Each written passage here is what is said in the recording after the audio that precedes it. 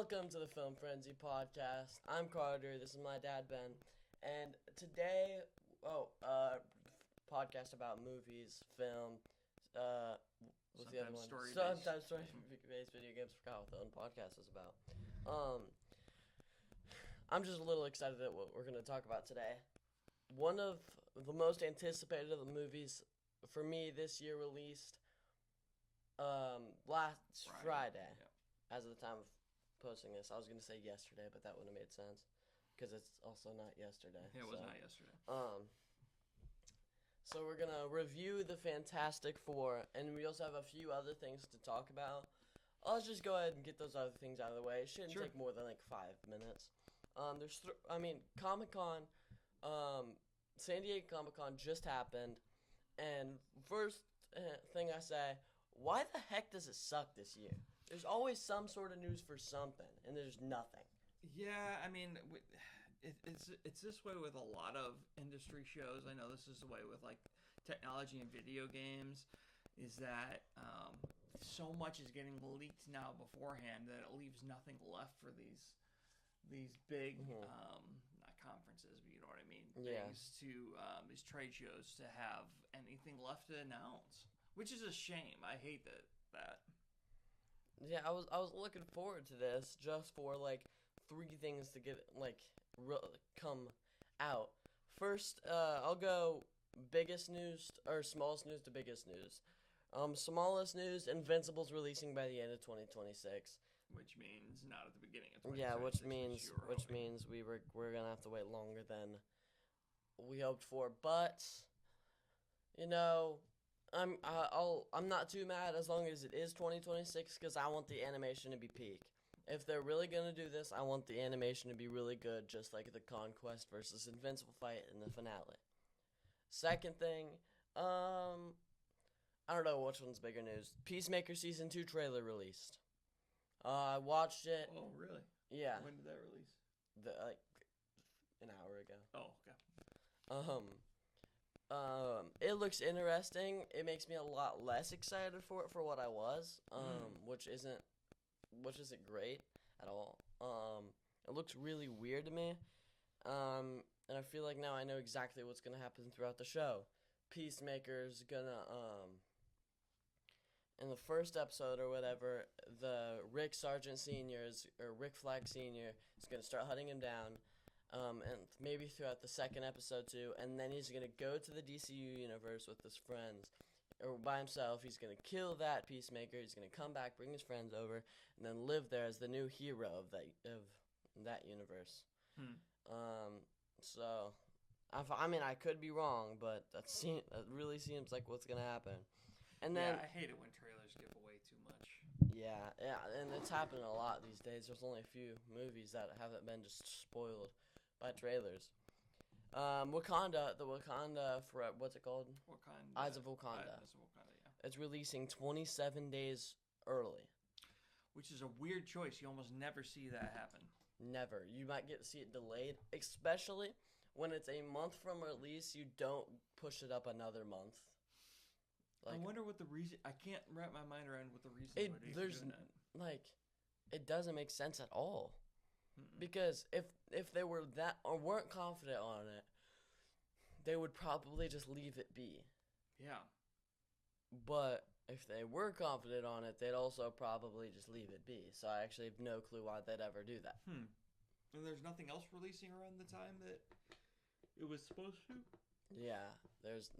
Peacemaker. That could be it. Maybe they're just trying to get away from Peacemaker, I guess. But why? No, those are two very different audiences. I have a feeling they're not going to compete very much. What else was there? Oh, there's one more thing, and it's transitioning into Fantastic Four already. We have a lot to talk about for Fantastic Four.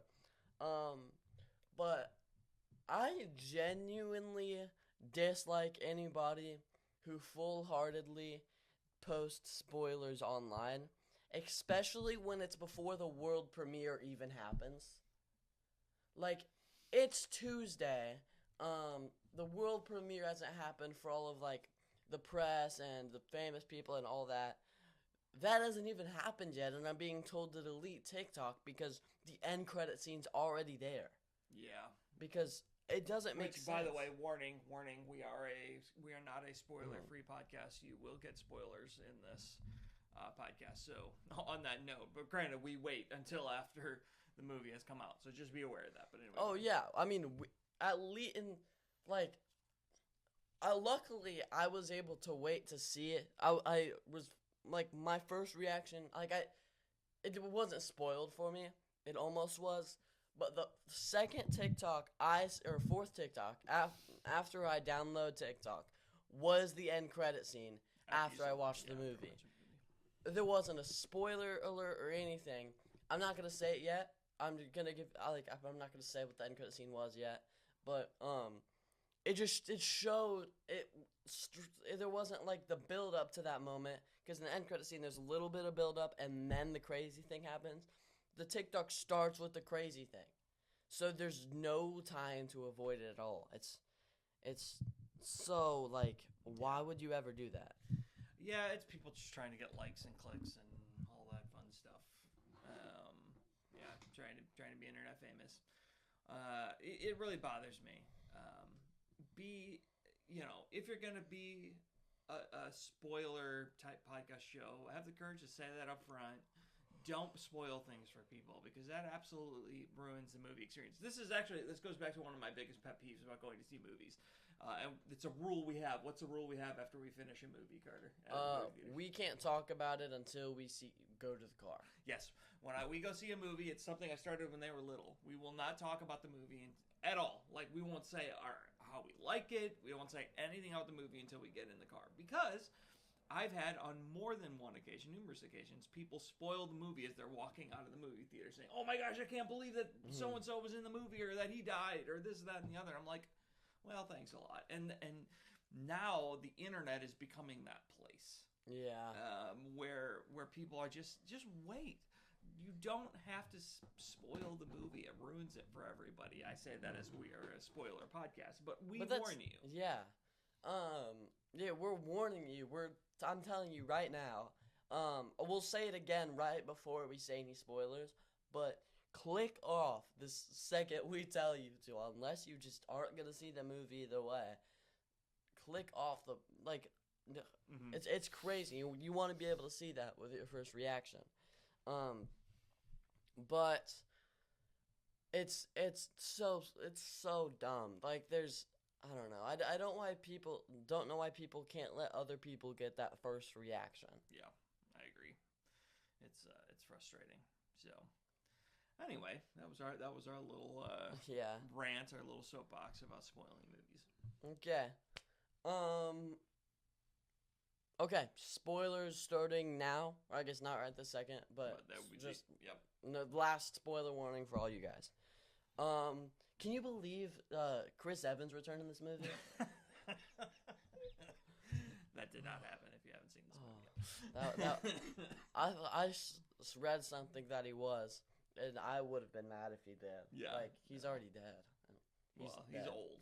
He's dead. No, Chris Evans' Human Torch is dead. Oh, and Deadpool and gotcha. Wolverine, I thought he's dead. He would return as a different MCU character. Yeah. No, he dead. He dead. Yeah, he's dead. Okay, out of 10, rank it out of 10. 3, 2, 1, 9.8. We have some disagreement on this movie. Yeah. A pretty big disagreement. You know what? And I am just so much ahead on everybody else of this movie. I am probably one of the only people who are going to say it's that close to a 10 out of 10.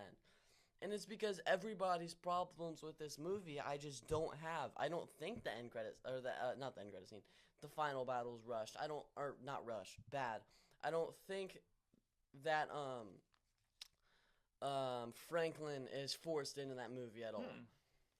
He's central to the movie. Yeah, I think the movie was fantastic. Say that again. Yeah, so my biggest complaint about the movie, and it's not really a complaint, it's a choice, and it's going to hit people different ways. The pacing of the movie felt off to me. Nothing dragged, that's the big thing. It was quite the opposite. I felt like we were flying from plot point to plot point to plot point without giving us a whole lot of time for character development.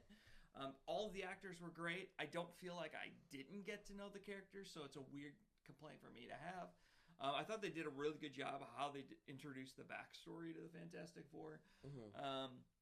We thought they were just going to completely gloss over it. At least I did. Like they did with Spider-Man. I just thought we were just going to kind of skip the whole getting their powers and everything, and they did it in a really quick but meaningful way. It just felt so. It felt to me like it needed to be 20 to 30 minutes longer. I don't always feel that coming out of movies. Sometimes I usually feel the opposite. Wow, we could have done this with less time, like AKA the Batman. But this just felt like it needed a little bit more room to breathe.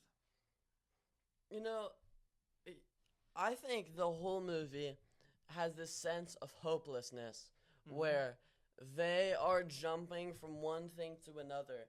And I actually think that's realistic in a way. I think something goes wrong, we immediately have to do the next. And they're just running out of ideas.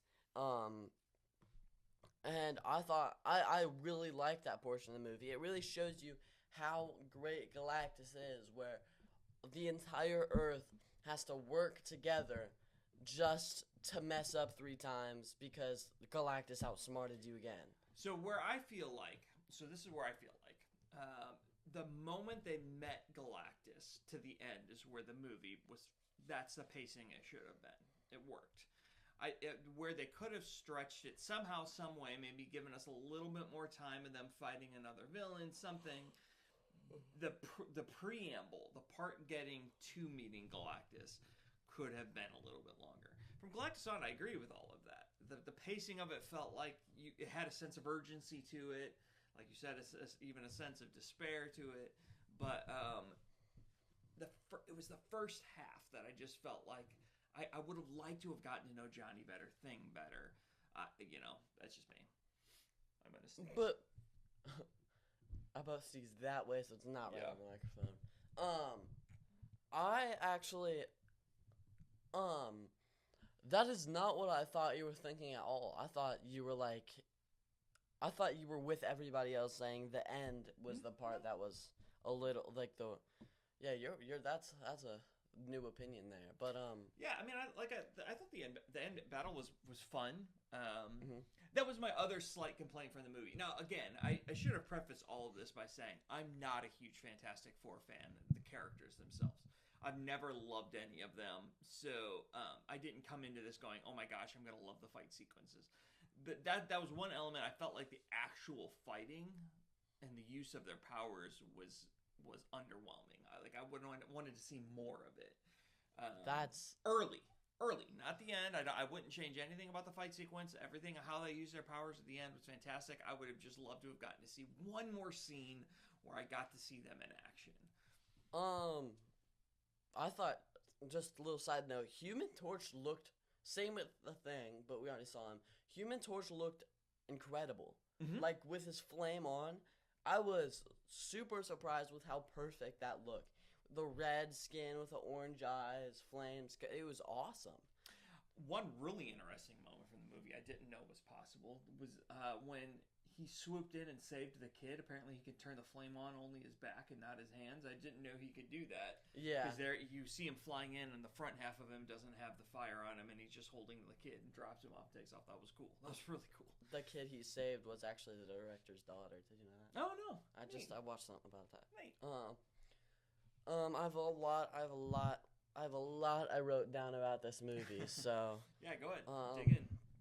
Those are all my main points. First and foremost, I was thinking a long time last night on how to say this where I can get my point across.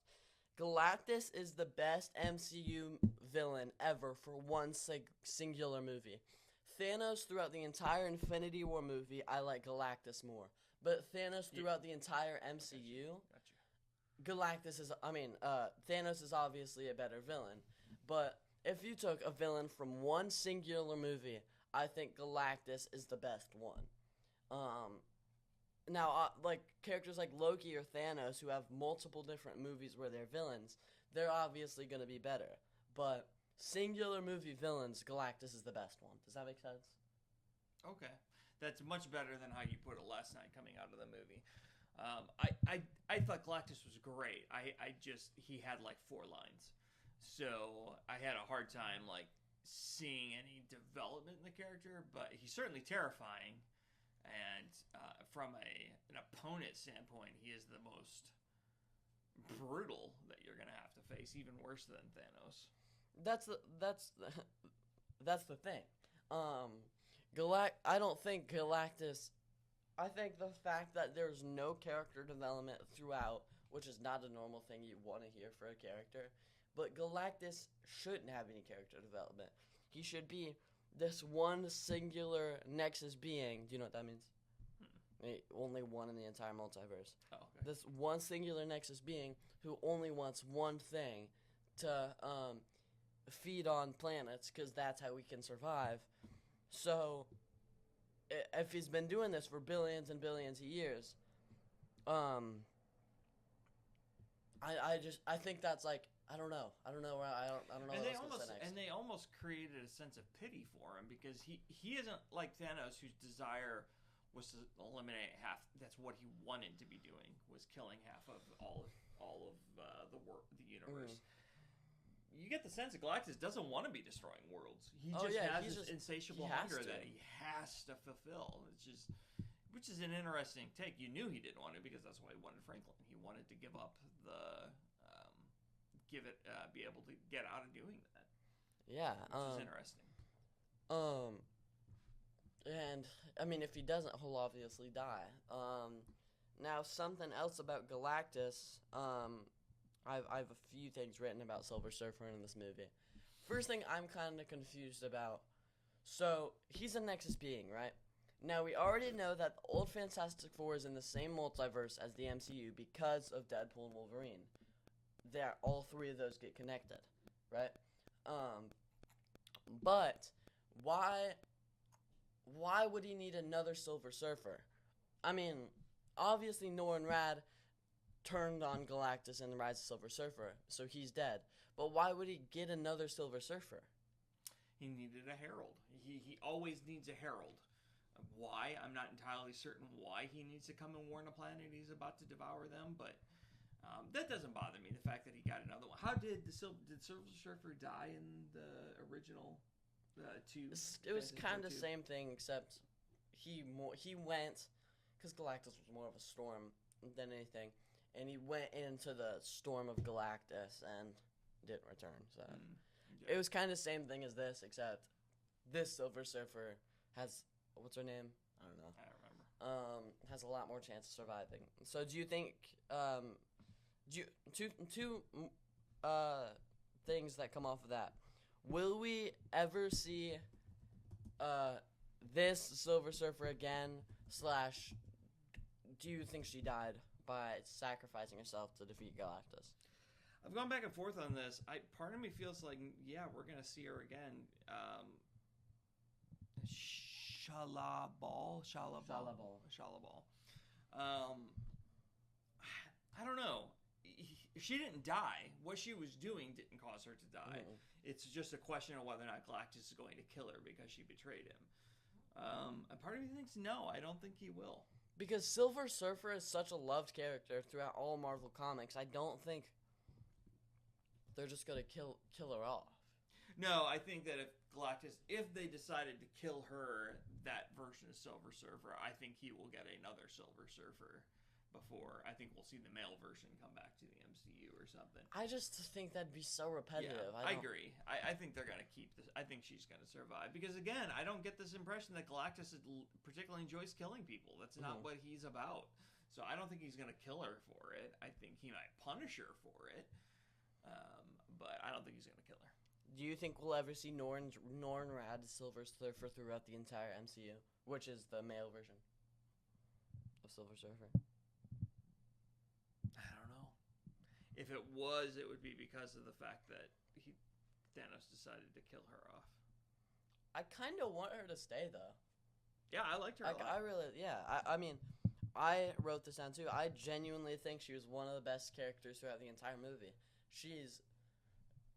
I liked her backstory, and then you get to see how she works for Galactus, and then that scene where Johnny makes her, changes her point of view. I genuinely think she was one of the best characters in the movie. Yeah, I mean, she has some of the most character development, the biggest character arc for her was with her rather. I thought the CGI on her was fantastic. Nothing that I saw took me out of it. Mm-hmm. They seem to really emphasize the surfer part of it. Like they went out of their way to show her surfing various, whether it was literal fire that waves of fire she was surfing on, or when she was chasing the ship and they were Which in I whatever. thought was absolutely awesome. Yeah, that was really a great sequence. That was probably my favorite sequence. It was the space sequence. Yeah. Oh, I think that was the best by far. When, like, right when they left to when they got back, because that was the best part. Mm-hmm. Because I mean, you got to see them. Her chasing them was just awesome. You got to see how powerful Silver Surfer really is. Yeah, that was cool. And then of course she's trying to have a baby during all of that, and it was just a lot of tension. It was just a good scene. It was definitely worth seeing. Yeah, I mean, again, I know we're not there yet, but overall impressions of the movie, I had no major problems with it. I really enjoyed it. I know I'm not done with my positives, but I want to go into one of my negatives, which if it weren't for this, it was probably this and one other thing brought it back down 0.1 point. It'd be a 10 out of 10 if they fix these, in my opinion. Invisible Woman isn't supposed to be that powerful at all. Well, I think they were trying to tap into the whole mother's love Harry Potter thing. Yeah. Like she has, because of the fact that she's a mother and trying to save her baby, she is able to do that much more. Kind of like how there's stories of the classic story, which I don't know if actually has ever happened. It's always referenced, but when adrenaline surges, somebody's lifted a car before to save somebody. Like, you are capable of doing more than you think you are when pressed with a dangerous situation. So I think they were trying to play on the whole mother's love thing. But you're right, she was definitely OP. Yeah, and I know, like, adrenaline, your kid getting kidnapped, you're going to be a little more powerful than you are while fighting, like, Mole Man or anything. But still, that is Galactus, one of the most powerful MCU characters of all time, and you just tripped him. Yeah, I mean, they did present him as a little bit of a bumbling idiot. Just the fact that the way to defeat him was the fact that he couldn't stay on his feet was I mean, it's the only way they could have defeated Galactus. That was our whole question coming into the movie. He's not beatable by the Fantastic Four. Yeah, no, they didn't really beat him. They just pushed him away. Yeah, the only way to beat him is postpone the time he attacks. You can't kill Galactus. You ask for mercy. Which was there was that I read the comic book. And they also really nerfed him. The whole point of putting him into that vortex and sending him to the other side of the universe, Mr. Fantastic, I think is the one who says it. He will be without his ship, and he can't get back without his ship. They really made Galactus dependent on that ship. I want to. Sorry to interrupt you, but take it back to the point. You had a great question. Was Galactus always that size? How was he devouring planets? And my take was, it looked like the ship somehow got into the planet and was coming out of the planet, breaking it apart. And then when they were inside it, particularly the Johnny Storm flight and all of that, you were seeing it was like they were breaking down the planet to him size, and he was feeding off of it that way. So the ship was incredibly important part of his powers. Yeah, they really nerfed Galactus. Because Galactus also isn't in the comics he shrinks. In this movie, he was the same size throughout. Mm-hmm. He's not supposed to be able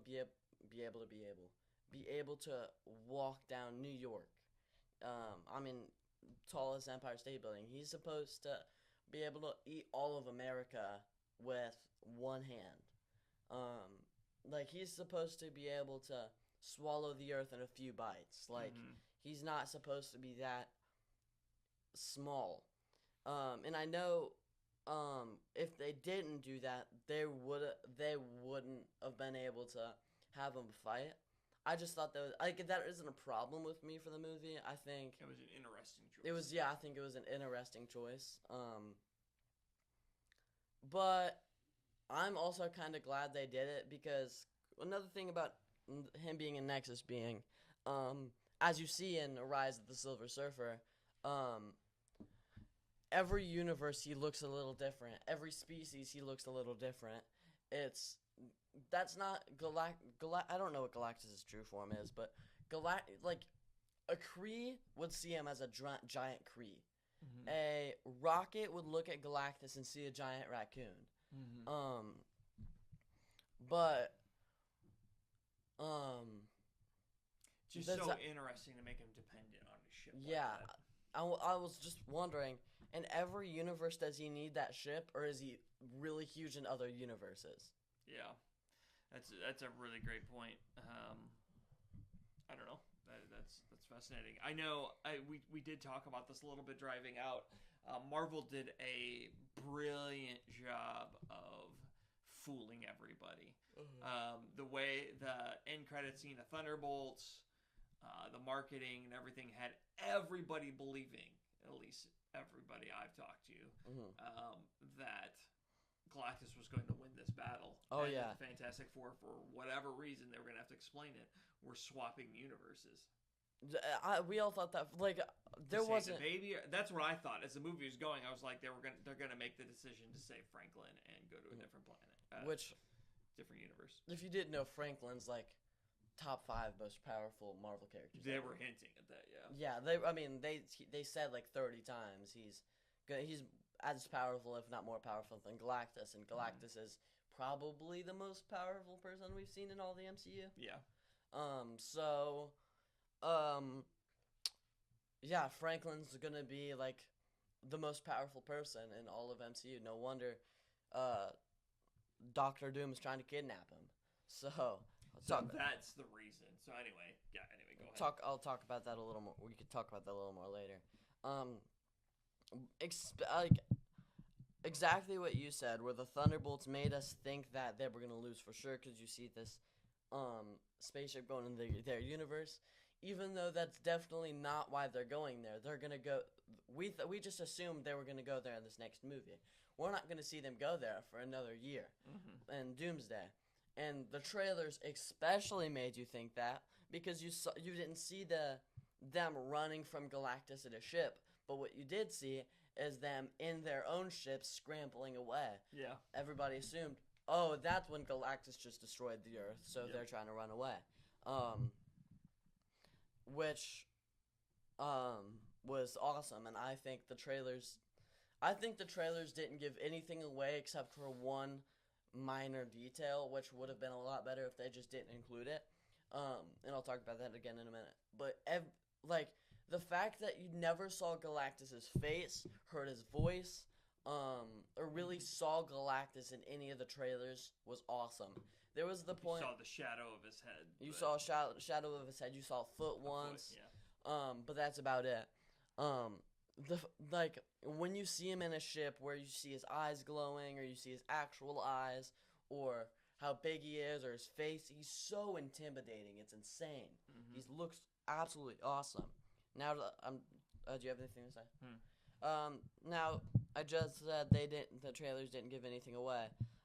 They gave away something, which makes me really kind of sad. Clobbering time. They just gave that away.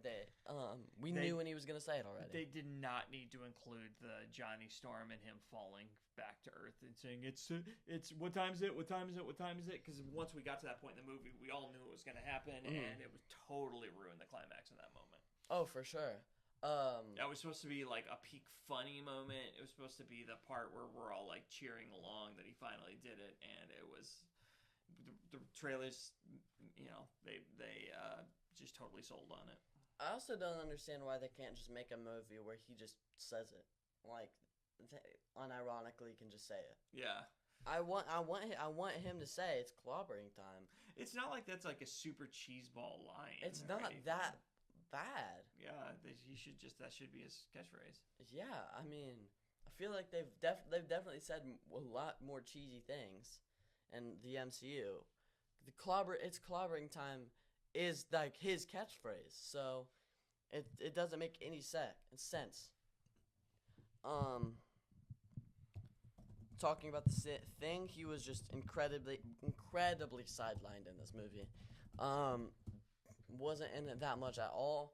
I mean, he had some great. Everybody had a great moment with another Fantastic Four member, but Johnny's Invincible Woman had the most screen time. Invisible Woman, not Invincible. Invisible Woman had the most screen time. Then Johnny, Mr. Fantastic had a good amount of screen time. Thing didn't have like anything in this movie. He had that one girl who he falls in love with, which I'm nervous for him because in every single comic ever, the girl he ends up going with is blind. So she's obviously not blind, so I'm scared she's not actually gonna want to date him. It's like a trick or something. I don't know. But he just wasn't in it very much, which they didn't give him a ton of moments. No, they definitely didn't. So yeah, do you have some more? As I have a question I want to ask you about. Okay, you can go. Okay, so this kind of comes off of that. But before you saw this movie, before yesterday, who was your favorite Fantastic Four character coming into the movie? I was thinking this so much. All I know is, I mean, this is probably bad of me to say. It was the Invisible Woman, and I don't think it was Thing. Because I didn't know. I don't know. It might have. I don't know. I think it was either Mr. Fantastic or the Thing. Actually, I don't think it was Human Torch because I didn't know much about Human Torch. Okay, I've always heard you talk about Mr. Fantastic. It was probably Mr. Fantastic. So coming out of the movie, how do you feel they did justice for your favorite character? Oh, they did so much justice to him. He's super cocky, smartest person ever. But he also. That's also one of his big weaknesses, is the smartest person ever, so he thinks every single bad thing is going to happen, and then he does a bunch of tests on his own kid, which I thought was awesome when he was like, I'm going to let you show me who you are. Yeah, that was a really cool moment. I really liked that scene with him and Sue where he was explaining why he has to always think of the worst possible scenario, because I actually relate to that a little bit. But he... Yeah, I mean, he wasn't a very dynamic character, but Pedro Pascal is not a dynamic. That doesn't what makes him a great actor. He isn't like a big flamboyant personality, so I wasn't expecting that out of him. And neither is Reed Richards. Yeah, neither is Reed Richards. And I think, I mean, if this was the only time we'd ever get to see Reed Richards, I'd be a little sad because I love that character. But since we're gonna see so much more of him, he wasn't gonna be the spotlight of this movie. But that doesn't mean he will never be the spotlight ever. I have a feeling he's going to be one of the big spotlights in Doomsday. I think so too. I think this movie was all about Invisible Woman. And Johnny Storm, I think. And Johnny Storm to some degree. And I think in the future it's going to be Mr. Fantastic. I really hope they go sometime in I mean, the original Fantastic Four did this, just it wasn't great. How much the Thing's life actually sucks. Yes, they definitely did not. Maybe because the other three movies went so hard into that, they did not give you the sense that this Ben was miserable. Which, if this is the universe, I have a bad itch in my neck. If this is the universe where they're just the biggest celebrities ever, maybe that kind of makes sense. Yeah. And if they go to the MCU with Battleworld, he won't have that anymore. Yeah. Because people are going to be used to Hulk, who just tears up the entire New York, and they're going to see Thing, and they aren't going to, fall in love with him or anything. They're not going to praise him. He's just going to be a new monster. Do you think we're going to get in one of those two movies, get to see a Hulk versus Thing battle? Maybe. That would be a fun fight sequence. Are we ever going to see Hulk be Hulk again? Yeah, that's true. I think for the rest of this, it's going to be the smart Hulk for the rest of this saga. I think Doomsday is going to say... I don't think we're going to say goodbye to Thor, but I think we're going to say goodbye to Hulk and Hawkeye. Well, and Secret Wars, maybe. And Secret Wars, I mean. Yeah. Okay. Yeah, that was my big question that I wanted to ask. Do you have more? I have a good amount more. Okay. I already said Silver Surfer is incredible. I think I wrote that down 3 times. I wrote on this, holy crap, Reed, shut up. Um, Reed Richards has been portrayed in the MCU twice now, and Doctor Doom or Doctor Strange Multiverse of Madness in this movie, and in each movie has, like I just said how much I love his character. He has one big weakness, and he's too freaking honest. In this movie, I don't remember exactly what happened, but I remember him like just telling Galactus something about Franklin, which is gonna make Galactus want him even more. He was saying like we've already tested him. He doesn't have any powers or like something. He said something. Yeah. I don't remember what he said. But it just kind of gave it away, and it made Galactus want him even more. I also thought he made. Speaking of saying too much, like he was way too honest with Earth when they came back. Oh, that's the other thing. Why the heck would you tell them? He asked for our baby. We said no. Obviously, they're gonna hate you for that. Yeah. You had no need to tell them that at all whatsoever. And then obviously in Wanda, he got Black Bolt killed. So I love his character. Shut up. So real quick pause on that because I know you don't love Multiverse of Madness. So I think I know your answer to this, but Krasinski or Pedro Pascal? Oh, Pedro Pascal. Wait, sorry, you didn't finish. Who could have been the better Fantastic Four? Not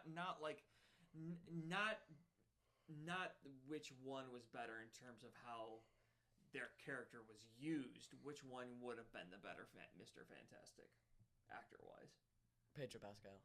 I think that John Krasinski would have been the better choice, he wasn't first choice. From what I remember, he turned it down. I think he would have. He looks a lot more like Reed Richards, and I think he would have been. I would have liked him more than Pedro Pascal, and I love Pedro Pascal. But I just think Pedro Pascal. I mean, just like Joseph Quinn, Vanessa Kirby, and I can't get all four of them. Yeah. The other one, The Thing. They felt so much like a family. Ben Grimm. No, Eben, the actor. Ebon Moss. Okay, I wouldn't have gotten that. I was right about Vanessa Kirby. They felt so much like a family. Their chemistry was so perfect. The chemistry was really good. And maybe John Krasinski would felt like that too, but I would never want to risk that going away. Just because, I mean, it was so incredible how it really felt like they were a family. And I also liked how the Thing and Human Torch always are kind of like, they're not as bad as Captain America and Iron Man, but they're kind of like that. We're like the two rivals, and they were still kind of fighting a little bit, but it was a lot more playful. It was a lot more playful. It felt more like a family, which was I loved that. I loved that so much better than Fantastic Four 2004. 5, whatever. Yeah. Where he just. You almost got the impression they didn't like each other. Yeah.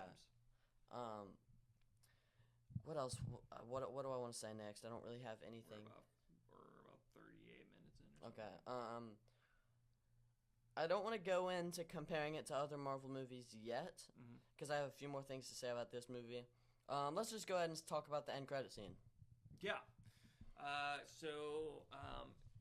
Wasn't that surprising to me that Doctor Doom showed up? There's a couple things that I had to take away. I think he's going to kidnap the baby. But the one thing that's interesting, he's not wearing his mask. We don't get to see it, but he's not wearing his mask, and the baby is not at all repulsed or scared. He's not a baby anymore. He's a toddler. He's not scared. In fact, he's reaching up for him. So it makes me think that he's not the scarred, disfigured Doctor Doom. Yeah, he's not the one who melted the metal onto his face. Yeah. I mean, so I have a feeling he's going to take him to the MCU where his face or his variant is so loved, he's going to rule over the MCU. Fantastic Four are going to get there, and like the Avengers are going to be like, no, you can't talk to Doctor Doom. How do we know you're not trying to steal his kid? You know what I mean? And the Avengers aren't gonna let him talk to Doctor Doom because Doctor Doom's gonna have manipulated them. You think that Doctor Doom will, when we start Doomsday, will have already been established on Earth 205 or whatever the MCU Earth is? When Doomsday starts? Yeah. No, I think it's gonna start when he goes there, and we're gonna see him manipulate all of the Avengers, and then some sort of team's gonna need to go recruit the X-Men to come back and fight, and it's going to be an Avengers versus X-Men movie. I don't know how. Maybe it's Happy Hogan remembering Deadpool or something. I hope it's not that. That'd be kind of corny, but they're gonna need to go to a different universe to find somebody else to help, and Doctor Doom's gonna end up winning and creating this battle world to rule over. Um, and yeah, I think it's gonna be great. I'm really excited. Interesting. So, who goes and recruits the X-Men? Not a clue. I was could thinking see it maybe being- the Young Avengers. I was actually thinking it was either going to be the Thunderbolts because they're very rebel oriented, and so I Okay. could see them being like, "No, you're wrong. I think if somebody's going to side with Doctor Doom, it's going to be Captain America's Avengers." Yeah. I also think it could be Fantastic Four when they come to this Earth. They can't get the baby. Let's go get some help. Which is gonna suck seeing the Avengers fight for the wrong cause, but at the same time, I think that would make so much sense. Yeah, could be. I think, yeah, I think the main Avengers are gonna fight for Doctor Doom. I'm guessing the Thunderbolts will be the team to get the X-Men, maybe, and then the Young Avengers stick with the Avengers, and then Spider-Man would obviously fight for Doctor Doom. All these characters would fight for Doctor Doom.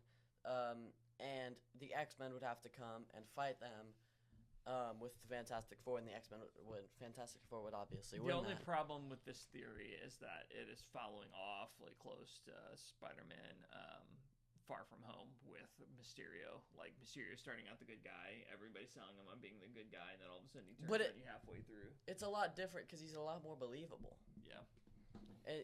It literally is the face of the person who sacrificed themselves for the entire world. Yeah. So you think, oh, when he snapped, he blah, blah, blah, he's going to come up with a good explanation.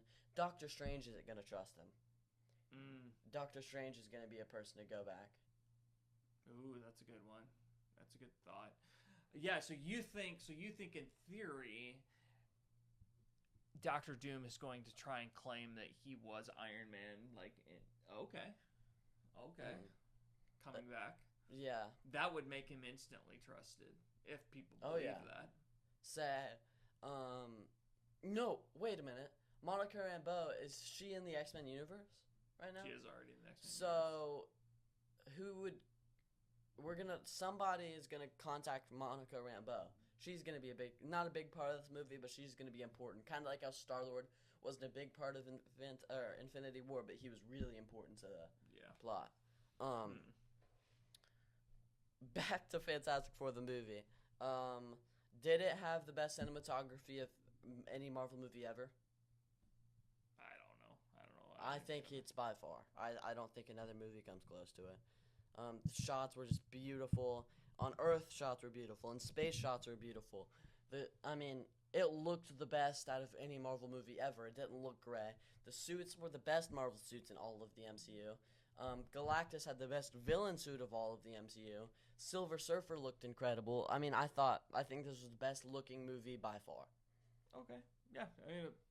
I don't get hyped up on as much on cinematography in superhero movies because it tends to be a little samey for me. So, and I'm not really great at picking up bad CGI or better CGI all the time. So I won't disagree with that.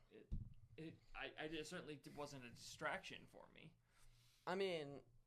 Even Endgame, the final battle, and Civil War, those fights were a little gray. There was nothing in this movie I was like, wow, this is just way too gray. I wasn't like that in Endgame, but it's still, looking back at that, this is a lot more colorful than Endgame. It was definitely more colorful. You're right. Other than Battle for Wakanda, they tend to be very monochromatic. It was all a lot of reds and browns in the fight, the Endgame battle. Even Wakanda, I feel like all the colors were a little tinted downwards a little bit. Maybe. Sure. There was dark. There wasn't bright colors, ever. Besides the Asgard part where he comes back down. Not Asgard. Where did he come? I don't know where he came from. Thor, but that star where he got his weapon, right? The Dead Star. I was talking about when he came down from to Wakanda for the first time. I know, wasn't that from when he got Well, yeah, that's where he came from. Stormbreaker. I just didn't know what it was called. Yeah. From the very beginning of the movie, one of my favorite parts is when they were talking about how they defeated Mastermind, the Thinker, that bad guy who was on the first Fantastic Four comic ever, the Mole Man. I just thought it was awesome how they referenced all these old villains. That was fun. In the first 30 minutes, I loved that part. Yeah, that was fun. Like the whole like recap of who they've been since their inception was really good, done as a TV show like opening segment. I kind of wish they did that a little bit with Superman, and had him fight all these villains. But at the same time, with Superman, you're setting up a whole new universe, so you don't want to waste those bad guys. True. You have to have this already established universe for Fantastic Four, and we're not going to be spending much more time with it at all. Yeah, that's a good point. So, it is very different situations. Most unpredictable, besides the Snap and Infinity War, most unpredictable Marvel movie ever? Am I wrong about that? No, I mean, I think that, besides the Snap, based on the bait and switch they pulled with the marketing, I think that was very, very shocking. People think that the Thunderbolt ending was super shocking. That didn't shock me as much as this one did. Oh, no, I don't think so.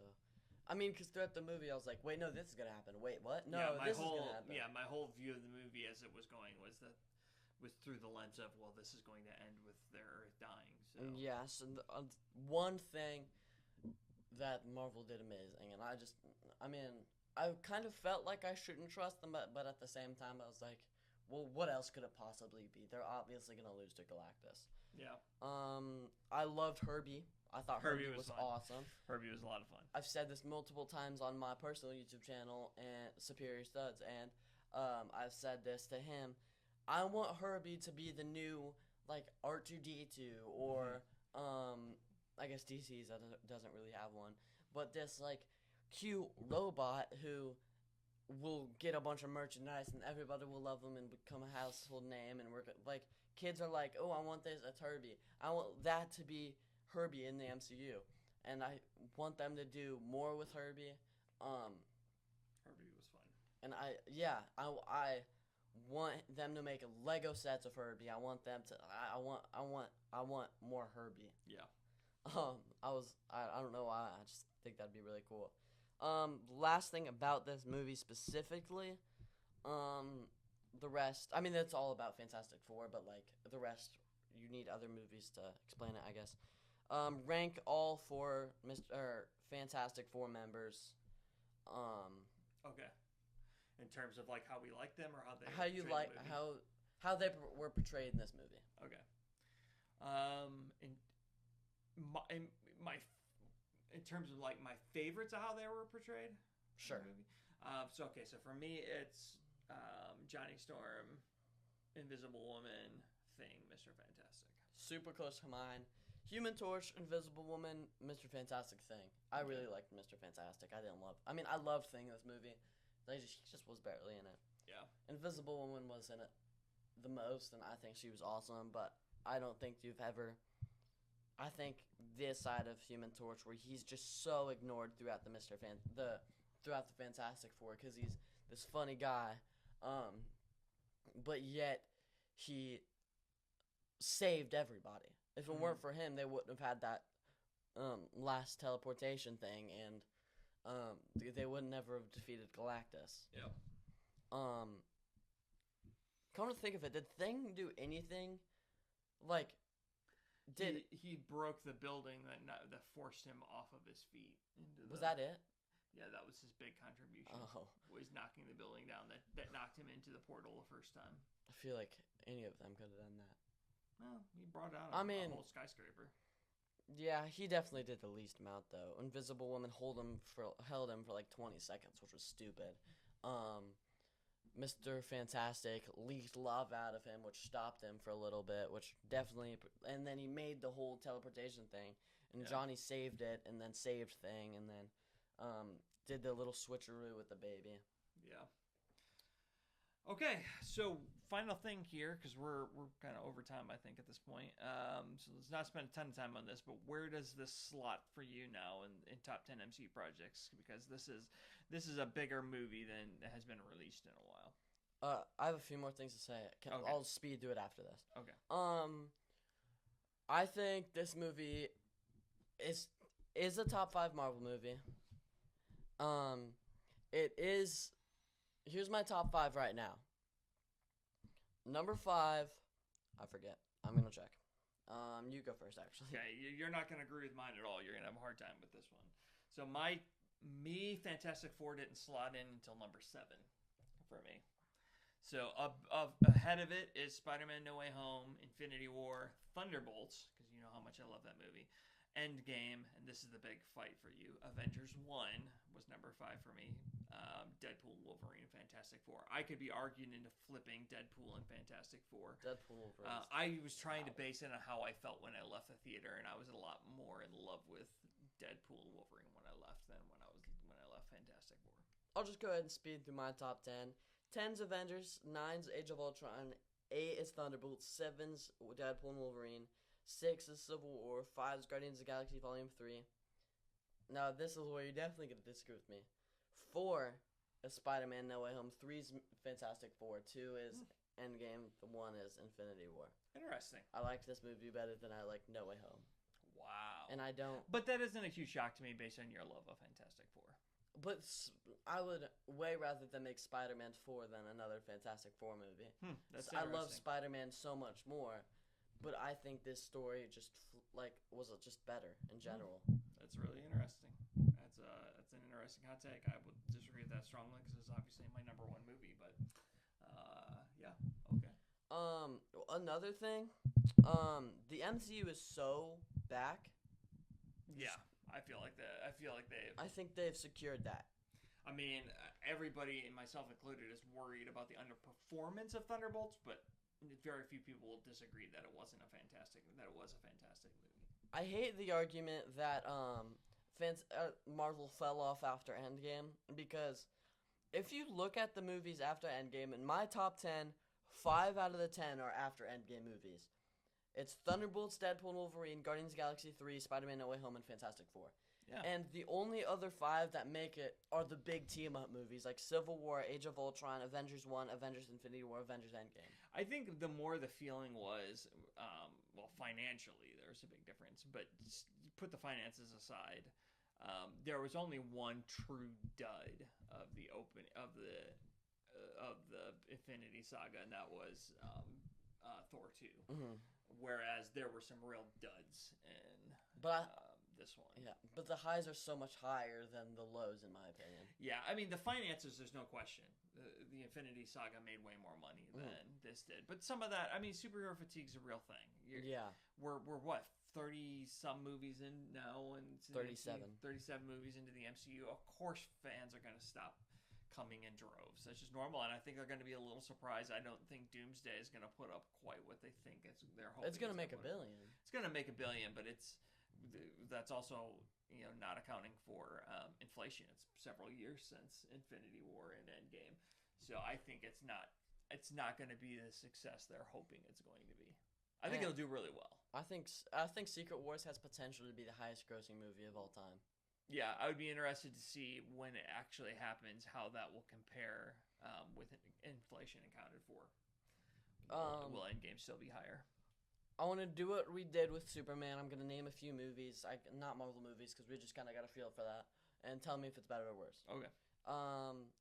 Just know, I'll be to say this. It's going to be like this or that, and I'll also say which one. Fantastic Four: The Dark Knight. The Dark Knight. Fantastic Four or Deadpool 1. Oh, fantastic. Fantastic Four. Fantastic Four, Deadpool 2. Fantastic. Maybe Deadpool 2, I haven't decided. Fantastic Four or any of the X-Men Fox movies. Oh, that's hard. Fantastic Four. Probably Fantastic Four. Fantastic Four or Logan. Fantastic Logan. Four. Logan easy. I didn't think Logan was that good. Logan's fantastic. I think Fantastic Four was fantastic. Fantastic Four or The Batman. Fantastic. Fantastic Four. Fantastic Four or Superman. Superman. Fantastic Four. Fantastic Four or TASM 1. TASM 1. TASM 1. Fantastic Four, TASM 2. I haven't seen all of TASM. I don't know. I can't. Fantastic Four, any of the Tobey movies. Well, Fantastic Four. Ooh. Oh, Toby 2 is really good. Fantastic Four for me. For its time, I'm going to put Toby 2. I don't really have anything else. Would you rather... So, of the big three this summer, what's the ranking for you? Fantastic Four, Superman, Jurassic World. Superman, Fantastic Four, Jurassic World. At least we can agree that Jurassic World is the worst one. Yeah. I'll agree. And then one more thing, it's the last thing. I could do this in a minute. The Doomsday chair reveal was absolutely awesome. You got to see all these characters. Oh, the chair reveal. Yeah. Why the heck would they include the Fantastic Four in there? Oh. It was the same problem as it was with Thunderbolts. You include all the Thunderbolts except for freaking Taskmaster. We're gonna know Taskmaster's gonna die in the Thunderbolts movie. You shouldn't have included Invisible Woman or Johnny Storm. You could have included Mr. Fantastic or the Thing. That would have made the stakes so much higher. People would have gone into this movie thinking, oh wait, they might die in this movie. But now we're like, we're gonna see him in a year. They're totally fine. That entire portion where Invisible Woman's dying. I mean, there's always the possibility that the Sue Storm that's in Doomsday was going to be a different, universe's Sue Storm, but no, they wouldn't have done that. That would have been the same like actress. Gamora again. I mean, it would have been the Gamora storyline all over again. Yeah, that would have been stupid. It would have been really stupid. Yeah. So it was very obvious that they were going to live. That was a big, I think, mistake. That Marvel made. I forgot about that. Yeah. I think they should have done the chair reveal. I think they should have done chair reveal part 1. Mm-hmm. Where it was just the X-Men and then half of the Thunderbolts roster, and then maybe 2 Fantastic Four members, and then the second part where it can be the same amount of people, just split it into 2 different streams. That would have been really smart. And then have this next one have the next 2 Fantastic Four members, the rest of the Thunderbolts cast, more of the old MCU characters, maybe another crazy X-Men release like Gambit, and then Doctor Doom at the very end. I think that would have been awesome. Yeah, they should have done that. Marvel, hire me, please. All right, is that everything for this week? Absolutely. Covered a lot. This was a really great movie. It was a lot of fun.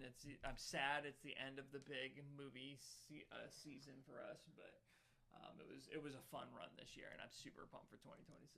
One more thing to say: if any of you guys came to watch this episode to see like your hot takes being whatever, that's next episode probably, if not the week after that. Because we needed a whole episode for Fantastic Four. Yep. I have all of your hot takes written down, and we'll definitely talk about it. Okay. Well, thank you so much for watching. We'll be back next week. Stay salty.